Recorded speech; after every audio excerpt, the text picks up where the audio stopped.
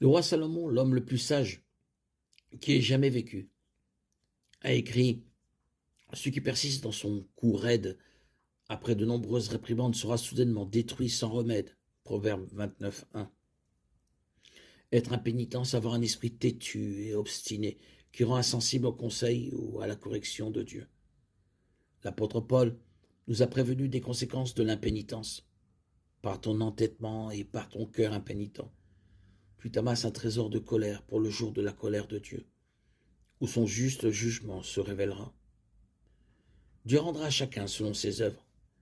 À ceux qui, par leur persévérance à faire le bien, cherchent l'honneur, la gloire et l'immortalité, il donnera la vie éternelle.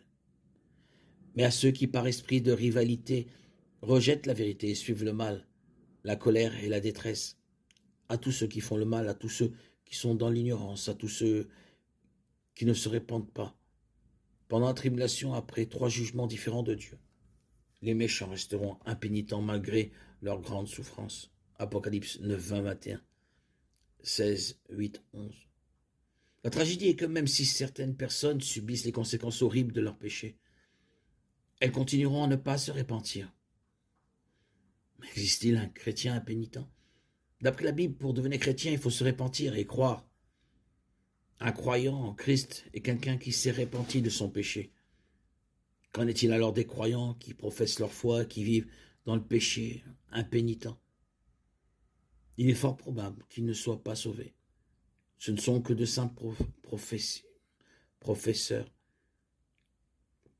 de simples professants, de simples croyants qui œuvrent sans l'œuvre du Saint-Esprit dans leur cœur. L'apôtre Jean le dit sans détour. Si nous prétendons être en communion avec lui et que nous marchons dans les ténèbres, alors nous mentons et nous ne vivons pas selon la vérité. 1 Jean 1,6. L'autre possibilité est que des gens qui prétendent être sauvés vivent pourtant dans le péché, impénitents, agissant dans la désobéissance. Leur non-repentance est une dureté de cœur temporaire et Dieu les disciplinera.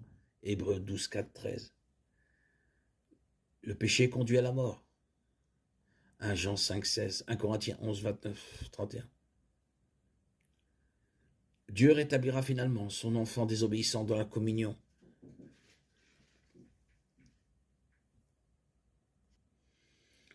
« 1 Corinthiens 5, 1, 5.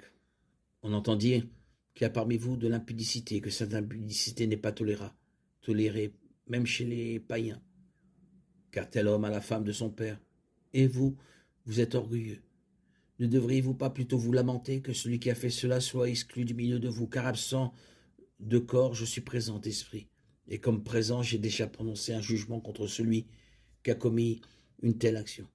Lorsque vous serez assemblés au nom du Seigneur Jésus et que mon esprit sera présent avec la puissance de notre Seigneur Jésus, vous livrerez cet homme à Satan pour la destruction de la chair, afin que l'esprit soit sauvé au jour du Seigneur.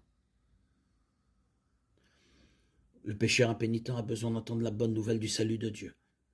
La bonté de Dieu conduit les gens à la repentance. Romains 2, 4. Et il est un Dieu de patience et de longanimité. Les chrétiens devraient confesser leurs propres péchés, prier pour les impénitents et évangéliser les non-sauvés.